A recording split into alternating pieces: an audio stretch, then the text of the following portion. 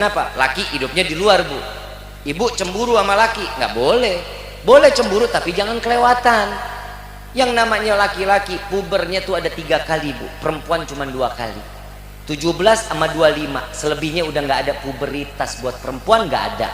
Laki 17 jadi 30 jadi 50 makin ganteng. Coba lihat. Makin ganteng, bawaannya mau dandan, rambut klimis, baju. Puber yang ketiga. Kenapa? Karena disinilah fungsi matna tulata waruba. Paham gak lu? Fungsinya nikah 2, 3, 4 di situ. Apa pura-pura nggak paham? Bapak nggak berani. Hah? Saya ngelihat muka-muka bapak nih, muka-muka ada kemauan tapi nggak punya keberanian, Pak. Satu aja pusing, Dit. Satu pusing. Maaf, Bapak ngelihat saya duduk di kursi, Pak. Lihat ya, kaki kursi ada berapa, Pak? Berapa? Kokoh nggak? Goyang nggak? Gerak, jatuh nggak nih? Ini kaki kursi, Pak. Gimana hidup kalau istri 4? Ngapa sih lu? Bu, tunggu. Emang ibu nggak bolehin? Kenapa? Sanggup enggaknya urusan rezeki. Maaf, dia belum nikah sama ibu juga dia sanggup-sanggup aja laki-laki. Gue lagi belain lo, betul nggak? Betul nggak? Bapak belum nikah, rezeki sendiri cukup nggak? Begitu nikah dapat rezeki lagi cukup buat berdua. Begitu punya anak rezeki cukup buat bertiga. Tuh lihat, tergantung bagaimana sampingnya, insya Allah rezekinya ngalir aja. Kalau ibu ridho, ibu iyahin, ya Allah rezeki ini bapak bisa jadi orang kaya raya, Bu. Nggak ada bibnya, udah miskin aja udah, biarin, yang penting udah dah. Pak, maaf Bu, saya mau ngasih tahu, salat 5 waktu ada ayatnya dalam Al-Quran. Ada nggak? Ada. Setiap apa yang dibicarakan ayat di dalam Al-Quran, siapa yang bicara? Siapa yang bicara? Allah. Salat 5 waktu perintah siapa? Allah. Zakat ada di dalam Al-Quran, ada ayatnya. Pergi haji jika mampu ada ayatnya. Ada. Puasa bulan Ramadan ada ayatnya. Ada. Semuanya itu siapa yang bicara? Nikah 2, 3, 4 ada nggak dalam Al-Quran? Siapa yang bicara? Apa urusannya ibu nggak ngizinin, Allah aja ngizinin?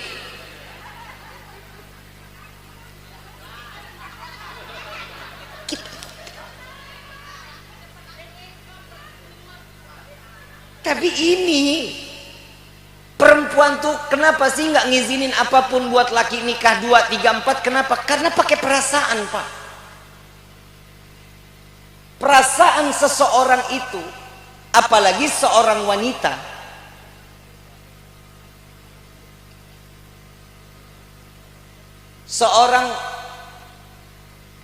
tolong dicari tahu.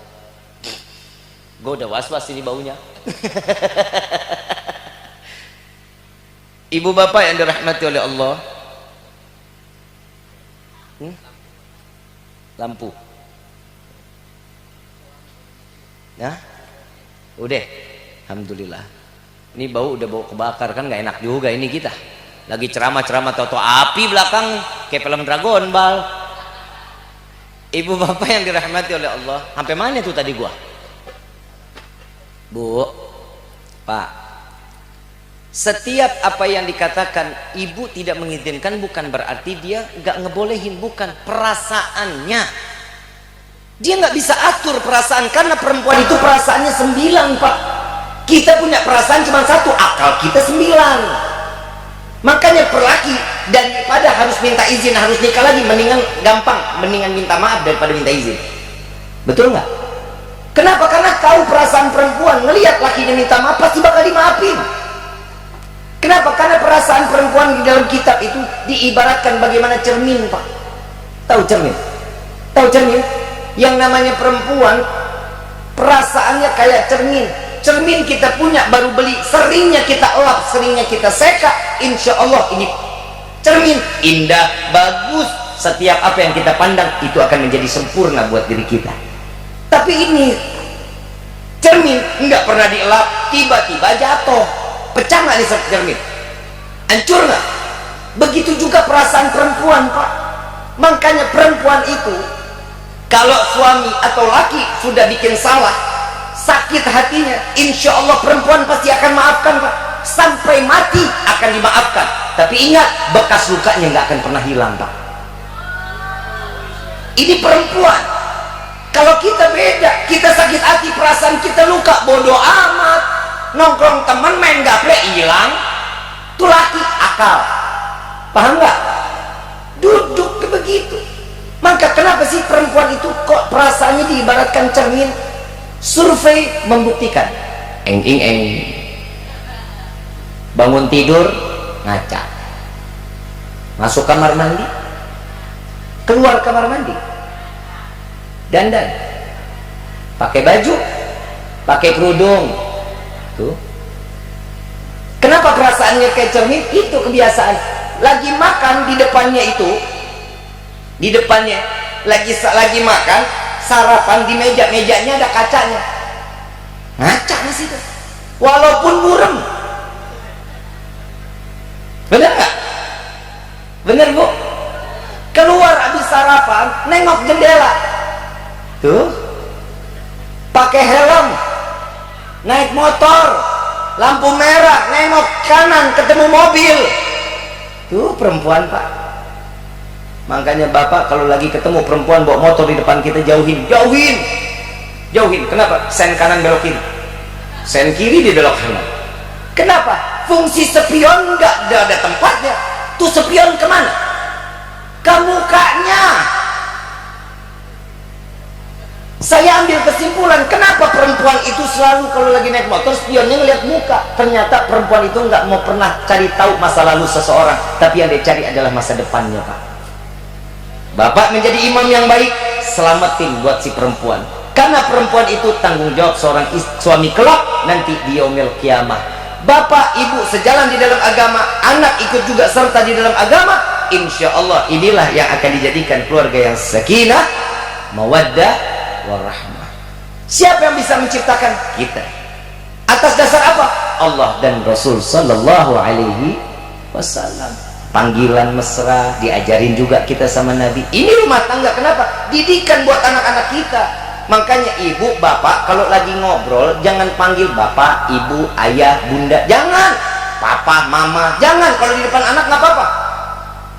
Tapi kalau lagi berdua, panggilan yang mesra. Sayang, cinta, bebek. Ya kan? Ini ada dalilnya. Nabi Muhammad manggil Siti Aisyah siapa, Pak?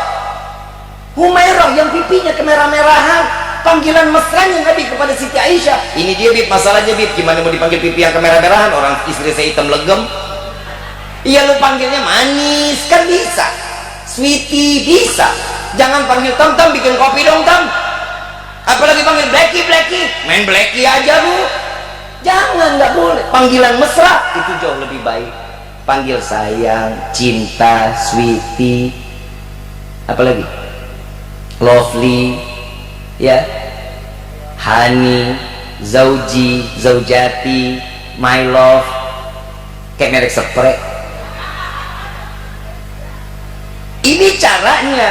Mau rumah tangga bagus, saat kita berhubungan baik dengan suami istri dengan bahasa yang baik, anak nengok ngelihat orang tuanya, ya Allah mesra, dia akan menurunkan pelajaran ini kepada nanti ke pasangannya, nanti kepada anaknya, nanti kepada cucunya juga ngikut.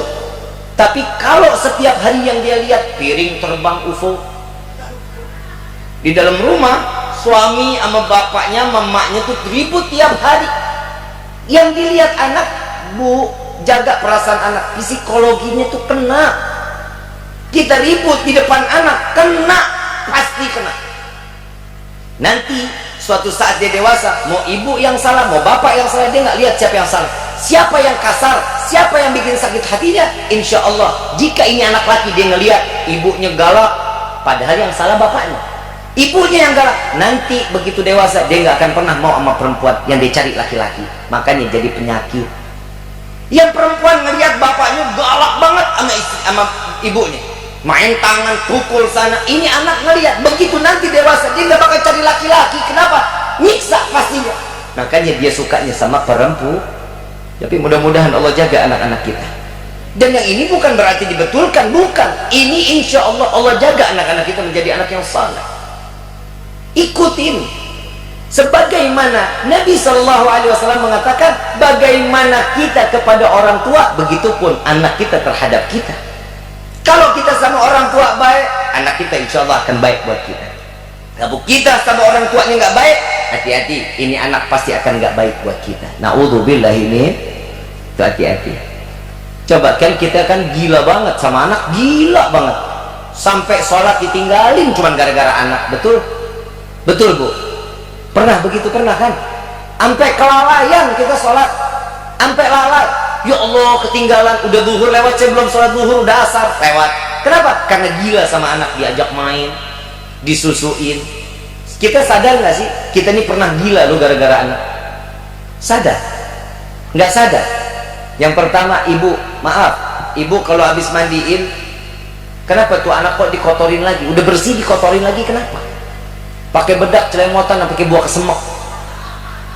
Itu kan anak udah bersih, kenapa dikotorin? Kenapa? Biar wangi, biar sedap. Itu bedak diciptain memang wangi. Itu bukan bedak binatang. Sedikit aja kan juga enak. Gila nggak? Tuh lihat kegilaan orang tua. Bapak pernah nggak nyuapin anak sambil main, Pak? Bapak lagi nyuapin anak, muter aja di naik sepeda. Nak, sini dulu nak, sini. Nih, isi bensin dulu nak, isi bensin. Ini anak apa mesin 2 tak? Dikasih makan dibilang isi bensin. Kalau emak nih nyuapin beda lagi Pak. Nih nak, nih pesawat mau masuk gua nih nak, ngeng. Sejak kapan pesawat bunyi ngeng? Gila nggak tuh? Gila nggak? Siapa? Lu. Ini ada lagi. Ini masih terus nih, gilanya masih banyak. Ini anak lagi umur 3 bulan, 4 bulan, lagi lucu-lucu nih yang namanya anak. Kalau ditaruh di bak mandi, ketemu air ciplak-ciplakan nggak? Senang nggak sama air? Ibu gila nggak ngeliat anak begitu? Gila lu, bapak gila. Saya pernah ngerasain Pak. Ini anak lagi main ciplak-ciplakan, saking senengnya ini anak. Ada lagunya diciptain. Bebek mandi di pakai sabun. Tuh, gila nggak? Anak sendiri dibilang bebek. Sejak kapan bebek mandi pakai sabun? Coba. Gila nggak tuh? Ada lagi, setelah mandi nih anak ditaruh di atas tempat tidur, diperlakin, diminyak telonin, dibedakin. Yang namanya anak kena kulit laki kita nih, kena kulit dewasa, itu kan geli, dia geli, kulitnya masih pada sensitif. Dipegang dia gerak kakinya, ketawa, kadang sampai bersuara. Saking kita lihat begitu senang, gilanya jadi lagi. Ada lagu tapi saya nggak tahu siapa penciptanya, mungkin orang Jati Asih yang tahu. Nang ning ning nang, nang ning ning nang. Siapa ini ciptaannya? Ayo coba. Ibu-ibu PA. Nenek moyang. Lagu nenek moyang juga bahaya tuh. Nenek moyangku seorang, lakinya kemana? Ayo, nenek suruh ngelaut, bapak ngapain? Main judi kopro. Ini lagi dinyanyiin. Siapa penciptanya itu lagu? Gak ada yang tahu. Ibu-ibu gila. Itu ada lagunya, ada tulisan tuh Pak. Nang ning ning nang, nang ning ning nang. Anak siapa? Anak siapa? Yang mandiin dia, yang bedakin dia, yang minyakin dia, dia nanya anak siapa? Anak siapa? Masa iya anak tetangga lu pinjam? Ini kegilaan. Semua ini terjalin karena cinta. Kalau urusan manusia kita bisa cinta, kenapa urusan yang kita cinta ini kita nggak pernah buat menjaga cintanya untuk sampai kepada Allah? Kita cinta sama manusia, betul, cuman pasti ada batasan. Bib, enggak, saya cinta sama suami saya, cinta banget Bib sampai mati. Alah gombal. Bapak betul, Yang kamu tahu nggak dalamnya lautan cintaku tuh sedalam itu loh. Bohong berarti tuh pengen ada niat mau kawin lagi. Ini pulang istri ngomong, yang kamu tahu nggak besarnya gunung? Cintaku tuh lebih besar dari gunung yang ada di dunia ini. Alah, bohong. Bib, demi Allah Bib, saya cinta Bib, biar maut yang memisahkan kita. Itu lagi. Saya mau tanya nih, Pak, jawab yang jujur ya. Pak, ibu mati, lo kok amin Pak? Pegal amat itu romannya lo. Ibu mati, bapak mau nemenin di yang lahat. Oh enggak, mendingan gue cari yang mudaan. Betul nggak? Ibu juga begitu. Ibu bapak mati, ibu mau nemenin di yang lahat. Oh enggak, mendingan gue hitungin warisan. Cintanya manusia batasan cuma sampai liang lahat, tapi cinta Allah dan Nabi ditunggu kita sampai di depan pintu surga ya Allah. Kita ditunggu, ibu bapak kita yang ditunggu. Kitanya enak ibadah, anak kita jauh dari Allah. Kita udah selangkah mau masuk, ditarik gara-gara anak. Ya Allah, saya tidak ridho orang tua saya masuk ke dalam surga, sedangkan saya masuk ke dalam neraka. Memang kenapa? Saya nggak pernah diajarkan untuk ibadah. Saya nggak pernah ditanya untuk masalah ibadah. Betul? Orang tua nggak bakal bisa bohong. Iya, masuk ke dalam neraka. Gara-gara anak kita bisa masuk ke dalam neraka. Insya Allah, mudah-mudahan Allah jaga kita. Allah jaga betul-betul kehidupan kita. Jujur, saya kalau lagi ceramah saya nggak mau banyak dalil, saya nggak mau banyak tadi kiai udah semuanya, ayat udah, hadis udah. Saya cuman bisa, inilah kehidupan kita. Kita banyak melupakan kenikmatan yang Allah berikan. Ingat, anak itu adalah titipan buat kita. Istri itu titipan Pak buat kita. Bu, suami itu titipan buat ibu. Surga ada di bawah telapak kaki siapa? Ada di bawah telapak kaki siapa? Ibu, perempuan atau laki? Perempuan. Bu, betul ibu punya surga di bawah telapak kaki, tapi ingat, ibu nggak bakal bisa masuk surga sendiri lewat kaki. Emang tiap hari ibu ciumin kaki ibu, saya mau masuk surga, saya mau masuk surga? Bisa begitu? Bisa. Mau segimanapun ibu ibadah sampai terbang, wiridnya ini sampai terbang, durhaka sama suami, nggak bakal surga Bu. Sampai malaikat Jibril doa saat khatib Nabi turun dari mimbar, khatib Idul Fitri, dia katakan, ya Rasulullah, tolong aminkan doaku, kata malaikat Jibril. Baik wahai Jibril. Yang pertama doanya, ya Allah, jangan kau terima puasa dan ibadahnya seorang anak yang durhaka kepada orang tuanya. Hati-hati ya, kita enak ibadah tapi kita durhaka sama orang tua, sama kiai baik, sama ulama bagus, sama habaib cium tangan sampai bolak-balik, sampai orang tua durhaka, surga bukan tempat kita. Ayuhal hadirin, bukan, demi Allah. Kita sampai ziarah ke Wali Songo, tapi makam keluarga kita di samping rumah orang tua kita nggak tengok, percuma, keberkahan nggak akan nempel kepada kita. Orang tua nomor satu. Ingat, nggak akan pernah kita bisa sampai sebesar ini kalau bukan campur tangan orang tua kita di dalam doa.